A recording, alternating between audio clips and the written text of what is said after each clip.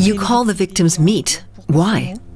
They're people who type using only 2 fingers and who only have one password. And then it's their name, their dog's name, or their birthday. They're people who have no digital awareness. They get eaten up by cybercriminals like meat. You can no longer just sit in front of a screen all day if you don't know anything about the risks involved and how to protect yourself. That's irresponsible.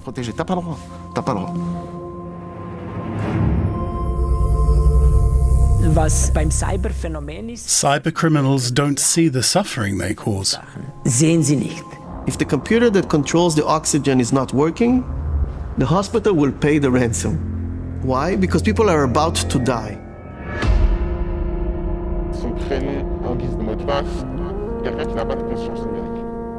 They get eaten up by cybercriminals.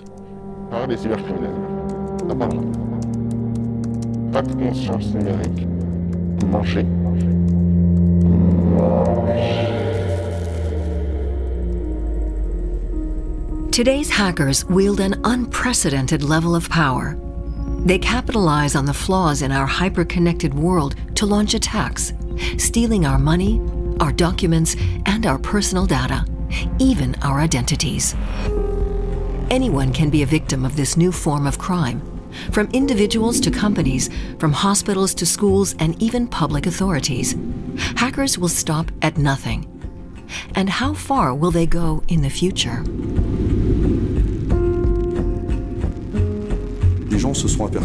People figure they can make a lot more money from home and with no risk. No need to rob a bank and potentially get killed. Almost nothing can happen to a cybercriminal. You're anonymous and can hack a target of your choice from home. $6 trillion. That's how much American experts estimate hackers around the world steal every year. Cybercrime accounts for almost 40% of all offenses in Switzerland, and it's growing every year. Cyberattacks increased by 26% in 2022 in Europe and 38% worldwide.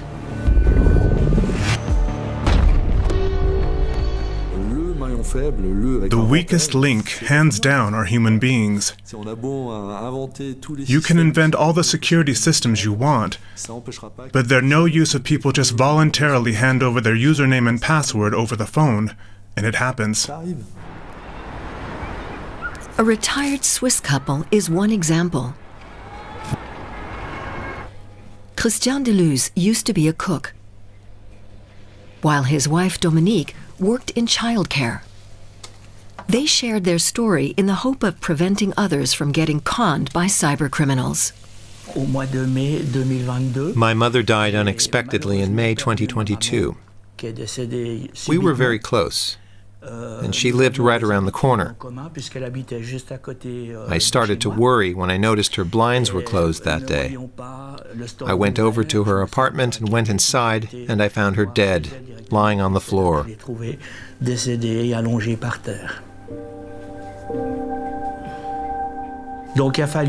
Then I had things I had to do, call a doctor and the undertaker so they could pick up the body. And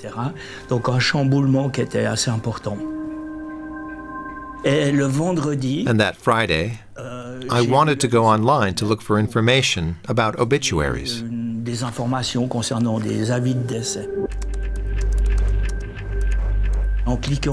When I clicked on the one site, a message popped up saying my computer had been infected by a virus, together with a phone number I should call. So I dialed the number, assuming it was in Switzerland.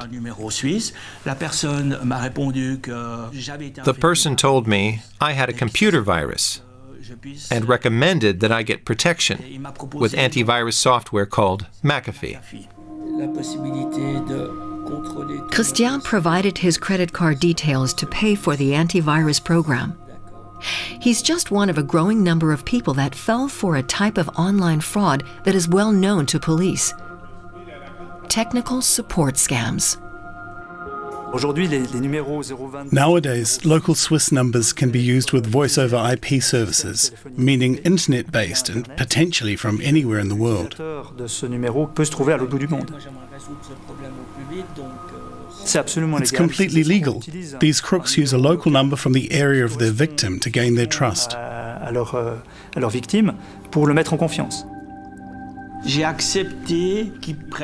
authorized them to take control of my PC.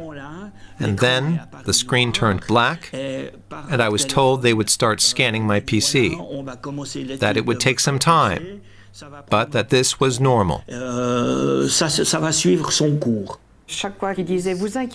man kept saying, "Don't worry, everything's fine. We're in the process of removing the viruses from your computer. Everything's okay." That calmed us down and he was very reassuring, but after a while we started getting nervous.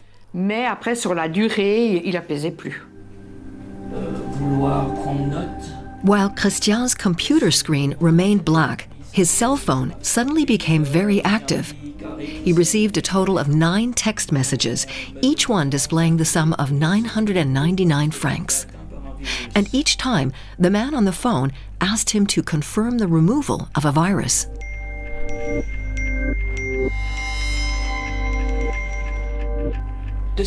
He was on the phone from 4 to 9 p.m. Didn't you find that odd? Yes, but my husband didn't listen to me. He was sure that the man he was talking to was the solution.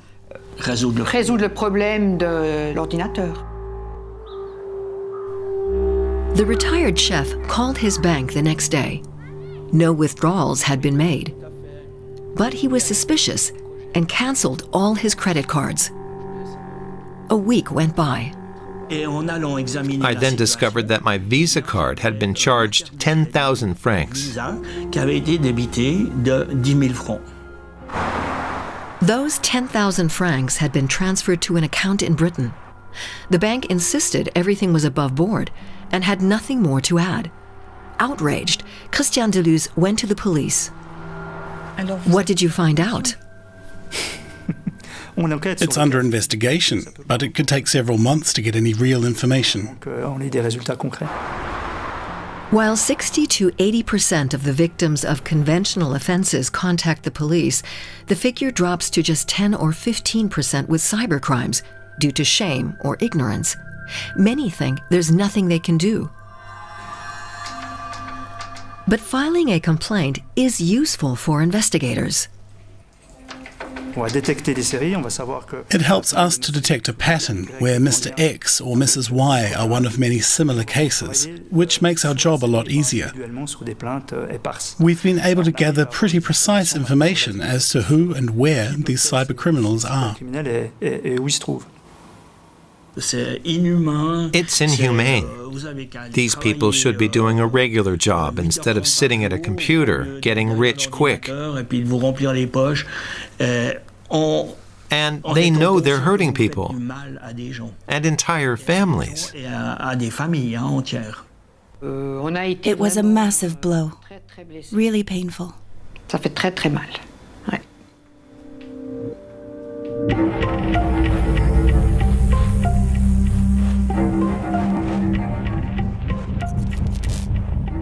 I still see myself as a hacker. And the victims? Victims? I don't have any victims. Just to clarify, I have personally never done anyone any harm through my hacks. If you wanted to have 250,000 email addresses in Brazil, for example, I could sell them to you for a fair price, and they'd be fresh. Affecting real people? Sure, but I can't know what the buyer does with the data. Let's say a client wants to buy 250,000 email addresses in Brazil, and they decide to send spam to those addresses. If you click on the mail, your computer gets hacked, and they steal your money. Am I responsible for that? Sure, I gave the guy the data, but it's not me sending people the mail with the virus. And I didn't force you to click on it. It's not my fault if people aren't digitally aware enough to know better. Anyone who can't help clicking on it only has themselves to blame. Sorry, but that's life. The former hacker calls himself Rabbi Hood in a nod to the folklore hero and his Jewish roots. He speaks in the third person and often refers to the synagogue when he just means himself. He always wears a mask.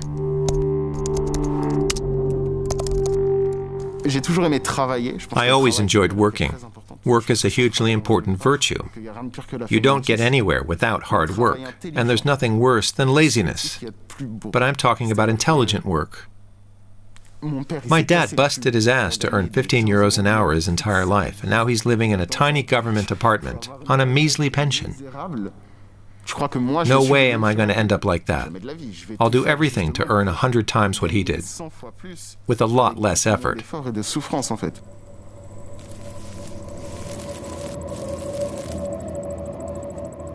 My mom died when I was 13. That was tough, and it's hard to grow up normally when something like that happens. I spent most of my childhood on the computer, and that's where I found my true calling. It started with small scams here and there, and soon I realized this was the business of the future, and that you could earn a lot of money without even having studied. I've met a lot of amazing people, not in person or even hearing their voice, but I communicated with them 10 hours a day. People I argued with and made money with. Basically, they were my life. I didn't go out partying or watch soccer or whatever. I spent my youth on a computer figuring out how not to be broke. And he didn't need long to find the answer by diving into the Darknet, a huge virtual marketplace for illegal drugs, weapons, pirated software, pirated movies, child pornography, and stolen identity documents. Transactions are conducted anonymously and are often untraceable. We bought a computer simply to venture into this digital jungle. A cybersecurity expert served as our guide and showed us how to protect ourselves. We visited chat rooms and sales forums to meet other users. I only ever sold stuff. Some I won't mention, because you never know if the DGSI are watching, and we wouldn't want anything to happen to the synagogue. Because the synagogue has not gone unscathed. He was once arrested after a specific hack went awry. He narrowly escaped a jail sentence, and then decided to pull the plug. The Darknet is now history for him. The last time I logged on was after my arrest in 2017. I decided to get out of crime. I still had 2,500 contacts. I lost friendships with guys I'd known for a long time. It was really hard, but it had to be done. Instead, he's since decided to alert people to the dangers of cybercrime and increase their digital awareness. Rabbi Hood has emerged from the woods with books, seminars, and interviews, which also earn him money. Are you rich? Yes, the synagogue is rich at heart. And in its wallet? That depends on the Bitcoin exchange rate that day. How much Bitcoin? I can't answer that, because the taxman might get interested in the young rabbi and get the synagogue arrested again. Is it a secret? Just check my returns to see how much I earn. Sorry, I'm not going to say. Cybercrime is booming, and the big victims are corporations. The number of attacks on businesses jumped by 26% in 2022, and in Switzerland by 61%. Organized cybercriminals prefer to target institutions, organizations, banks, and industrial companies. Their weapon of choice? Malware. The ultimate loss? People's jobs.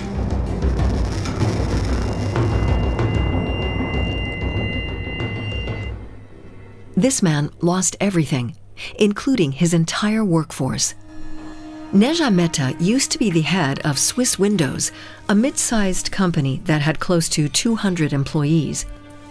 He thought he had prepared for everything when he bought the company in 2016, except cyberattacks.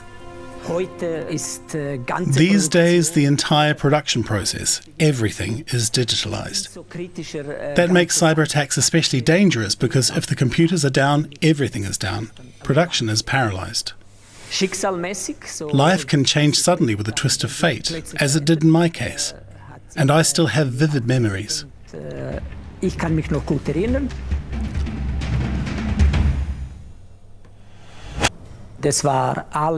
Total shutdown. All the screens went black. It was a Friday. A Friday in May 2019. Swiss Windows became one of the first companies in the country to be targeted using malware, software designed to paralyze computer systems. Hackers extort ransom money in return for restoring the victim's access to their data. We called the police, but it was completely new ground for them. They sent one officer. The livelihoods of almost 200 people were on the line, and one officer stopped by to look around. The CEO and his workforce felt utterly helpless. How were they to retrieve the company's computer data? The backups were infected too. The hackers demanded a ransom, around 1 million francs in Bitcoin. We didn't pay for financial reasons.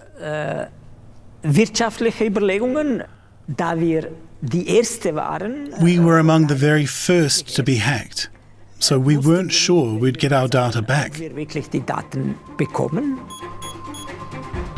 Swiss Windows rebuilt their entire IT system with the help of an IT company, a colossal undertaking. The workforce had to stay home while the system was reconstructed. Production stood still, and the company had no access to its orders. Nobody knew which Windows had been delivered where and when.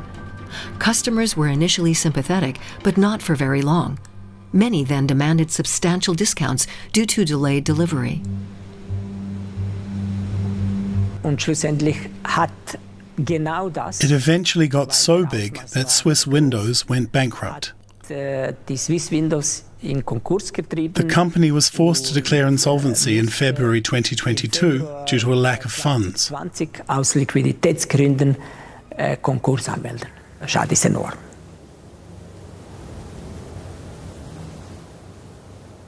Cybercriminals don't see the suffering they cause, and that's different to other crime.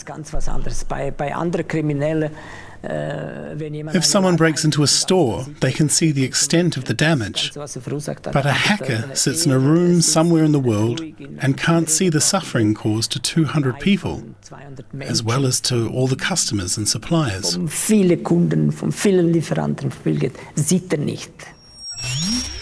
Suffering caused by the click of a computer mouse. An employee at the window company set off the storm by clicking on a fake email.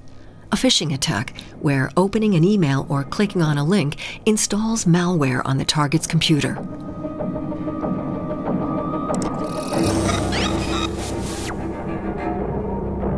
%80 of cyber attacks use phishing. People still fall for that? Sure. You'd be surprised. Up to 30% of people who attend our awareness courses click on links. It's fairly easy for a hacker to get inside a company with hundreds of employees via someone helping them involuntarily. And even more surprising is just how quick people are to click, some within 30 seconds. But people in more senior positions should know not to click, right? In theory, yes, but I can't talk about that. We're all human, and anyone, all the way up to management, can fall for these phishing ruses, even IT security experts. There are no guarantees. Dominique Vidal knows a thing or two about IT security. He's a 4-time runner-up at the Capture the Flag competition in Las Vegas, the Olympic Games of computer hacking. The engineer now heads a 30-strong cybersecurity team based in Switzerland. His clientele include banks, insurance companies, and small to mid-sized businesses. Today, he's testing the cybersecurity at a new medical center in Bern. The primary concern is patients' well-being. Could someone steal their medical data, as happened to thousands of Swiss patients last year? The directors hired Seculabs to conduct a penetration test. A pen test can be used for different scenarios. Maybe a company says, we did everything that was recommended for security, and we think we're well protected against attacks. The test will determine whether they really are.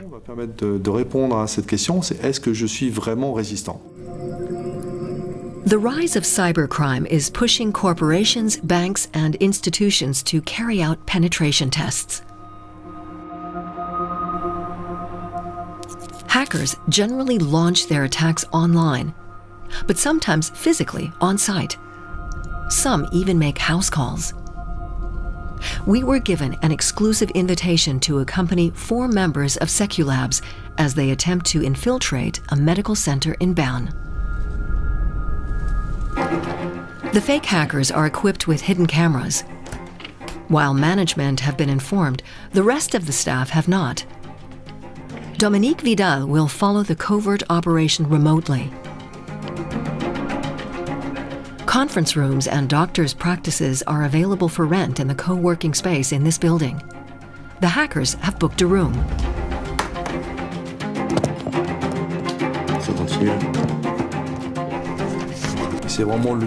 Pen testers have to try all connections to the various devices in the internal network.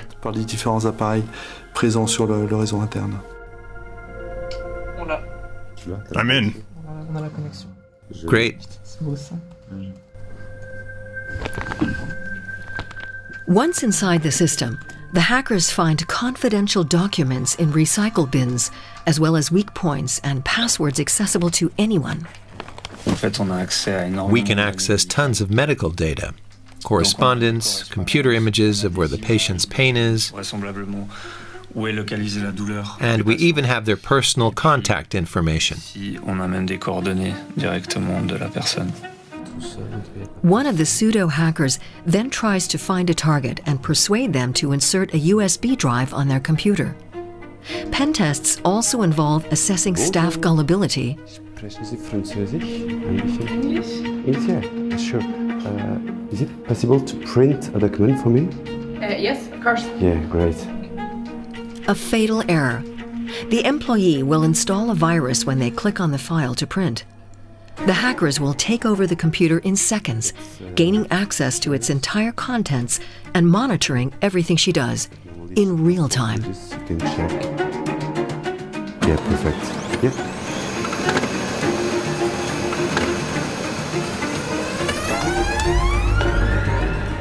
Cyber criminals have taken things a step further.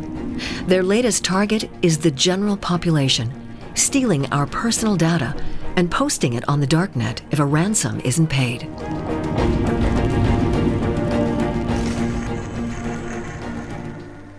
This quiet little Swiss town was left reeling from hackers. Roll made nationwide headlines in August 2021 after the local government was hacked.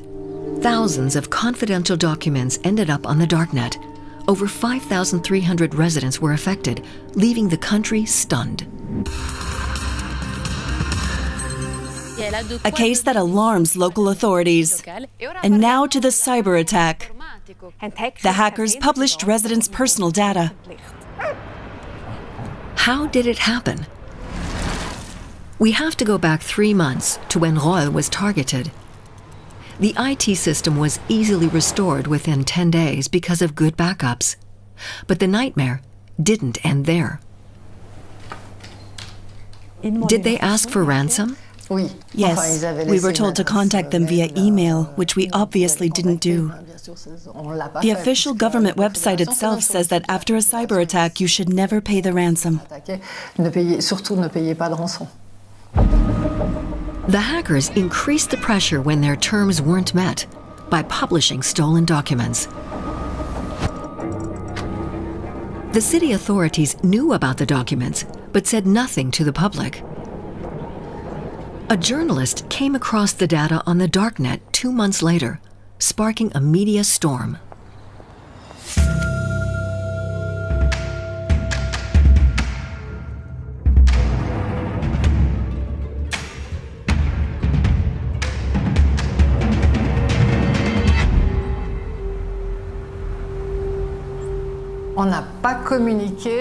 We didn't inform the public, and that was a big mistake. We'd initially been told to stay silent, and then we couldn't find the right time. It was a first for us. We genuinely didn't know how to respond. We didn't appreciate just how problematic this cyber attack would be.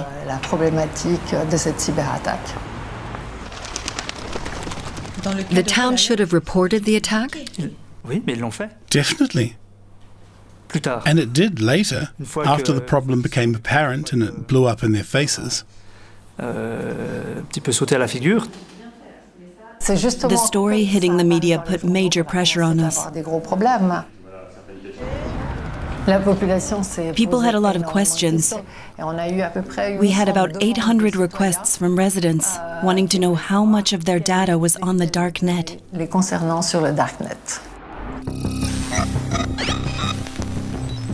Over 5,000 data points from residents appeared on the Darknet. Names, addresses, birth dates, and social security numbers. But that wasn't all. Credit card numbers, signatures, and a pink slip to an employee. Property ownership data, as well as valuations on second homes. An application for tax-exempt status was even available.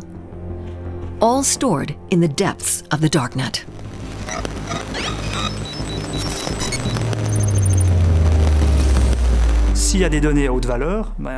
Data that is highly valuable is easy to misuse because there are so many vultures ready to pounce on exposed data, either out of curiosity or just to extort people. Simplement pour les réutiliser pour faire des malversations. Si vous avez des copies de documents d'identité. If they have a digital copy of your ID, criminals can open new bank accounts or email accounts, or other things that require validation with an ID document. Des choses comme ça qui nécessitent la validation par un document d'identité. The major gangs like Babuk, Lockbit, or Black Cat present stolen data online like hunting trophies. They operate worldwide, but where are they actually based? We can roughly say the region depending on the crime. Straightforward scams tend to be conducted by people in sub-Saharan Africa, whereas ransomware attacks are increasingly coming from Eastern Europe or Asia. The town of Rolle changed its security after the attack. It also trained staff and conducted vulnerability tests on its IT. Could Rolle happen again? I don't know about Rolle itself, but there will definitely be cyber attacks on more places in Switzerland. You're a pessimist. A realist. And the figures support his assertion. Ransomware attacks rose 35% between 2021 and 2022 worldwide, 1 every 3 hours. Hackers are even organized like corporations, with separate business divisions. Computer virus development, localizing targets via security flaws, hijacking the target system and stealing the data, plus, of course, negotiating ransoms. The gangs even have quality assurance teams to guarantee a smooth post-payment process. And they form international criminal associations around the globe. Vice Society is one such cyber mafia and the group behind the attack on Rolle.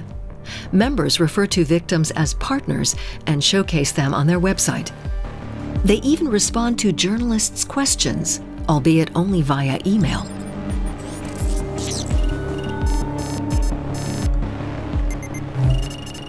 Was it easy to hack, Roll? Yes. Did you choose Roll at random? Yes.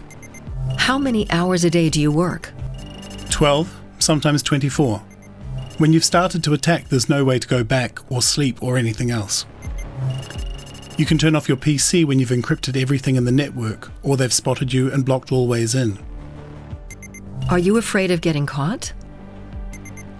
Before we started Vice Society, we talked and read a lot about our security. We accepted the risks and decided to try. We don't want to be caught, but we aren't afraid.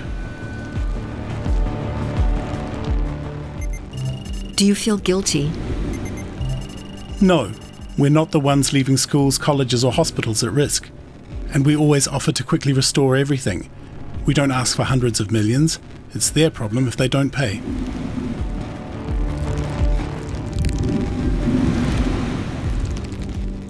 The mayor of Roll had a horrible year. What would you say to her? You should have paid. We could have helped you and fixed everything right away. You'll hopefully be smarter next time.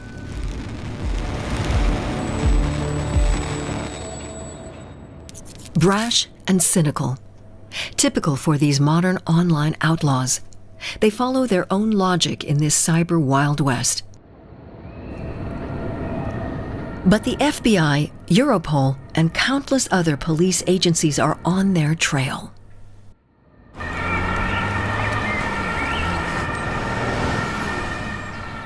And another man has made tracking them down his personal mission. We met him in Berlin, where he and two partners run a cybersecurity company. They developed a tool dedicated to scanning and scouring the Darknet with the help of a €1 million grant from the German government. We have a platform that lets us follow cyber criminals on the Darknet in real time. We can see what they're doing and their victims, the companies and infrastructure they're interested in, and any stolen data that is already up for sale, and especially the campaigns they're planning for future targets. Abdelkader Cornelius originally had a very different kind of career. As a chef, a job he loved. But then tragedy struck. His uncle used to sell old military artifacts on the internet, and one day he fell victim to a cyber attack. The perpetrators switched his bank account with theirs, and using stolen credit cards, placed orders from his online store and pocketed the proceeds, leaving Abdelkader's uncle to foot the bill.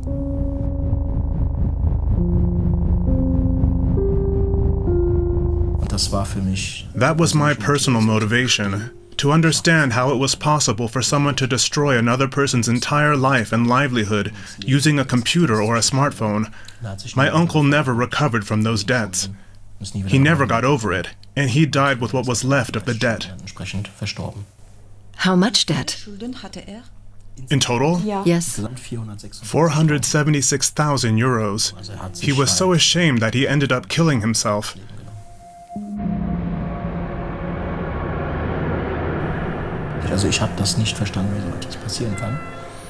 I couldn't comprehend how this kind of thing could happen.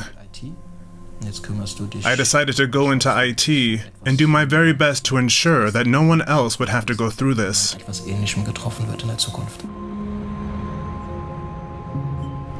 The young chef then devoted his free time to research on the internet and Darknet. He became self-taught before offering his services as a freelancer. He worked up to 70 hours a week, both in the kitchen and on the computer. A few courses were available, but this isn't something you learn on regular public websites.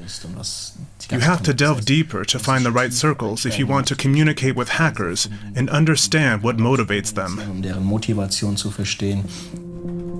Abdelkader managed to infiltrate their clandestine world, joining hacker forums under the cover of multiple aliases. This enabled him to find out who was planning what, from beginners to major groups looking to attack banks.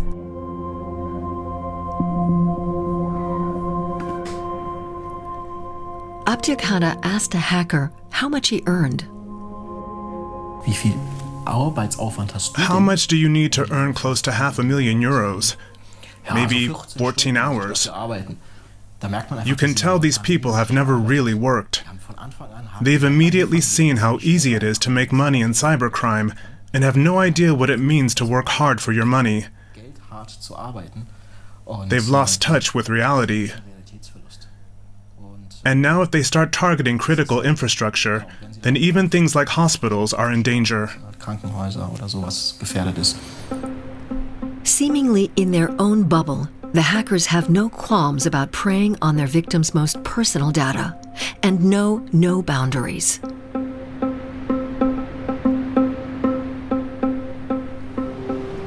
Violating someone's privacy is cruel enough, but some cyber attacks can be lethal. Nothing is taboo for the criminal gangs involved. They paralyze hospitals and steal patient records. In late 2022, the European Union Agency for Cybersecurity published a report about the acute danger for the medical sector. Thousands of hospitals around the world have already been hacked. A baby died in the US after a computer failure during delivery.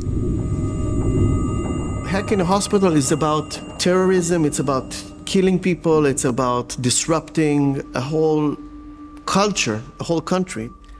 The hospital will pay. Why? Because people are about to die. If the computer that controls the oxygen is not working, the hospital will pay the ransom. Ilan Greitzer knows what he's talking about.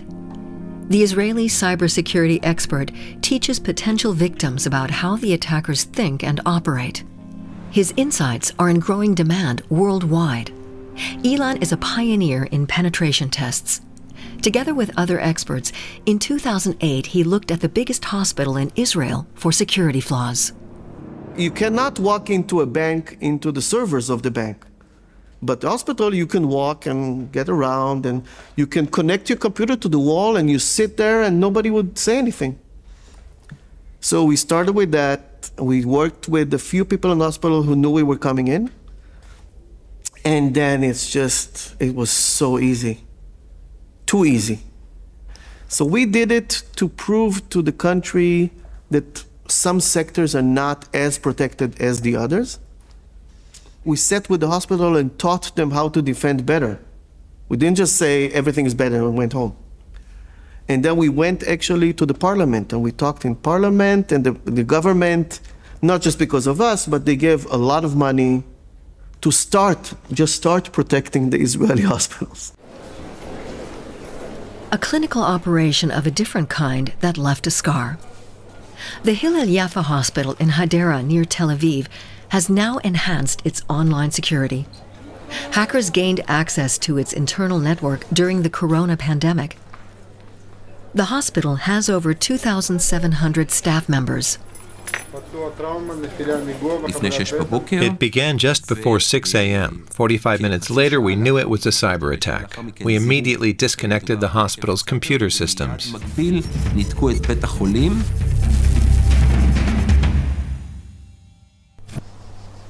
Fortunately, no data was stolen. But while MRIs, respirators, and other medical devices worked, the computers were shut down. And having everything on camera enabled the hospital to carry out a post-event analysis. This type of attack is like an earthquake, far worse than the consequences of COVID. And for the hospital administrators, it's a disaster.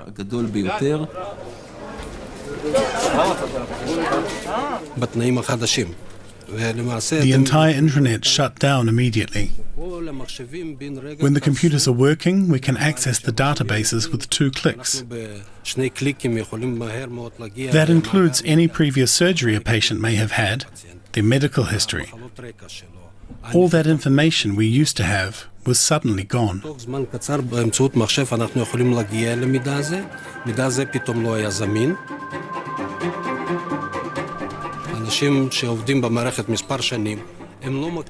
As you can see, we resorted to using the physical files filled out by hand,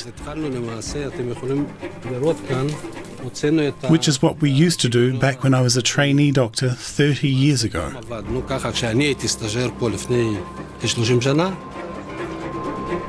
The hospital managed to remain operational.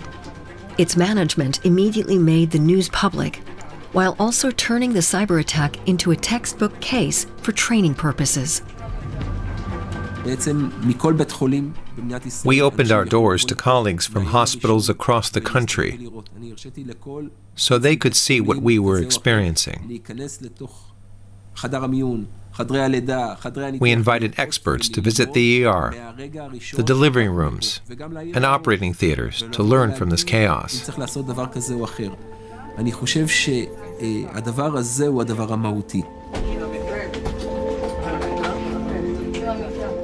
A cyber attack is never easy. The first thing is to admit it happened. Somehow, we were able to change the rules of the game.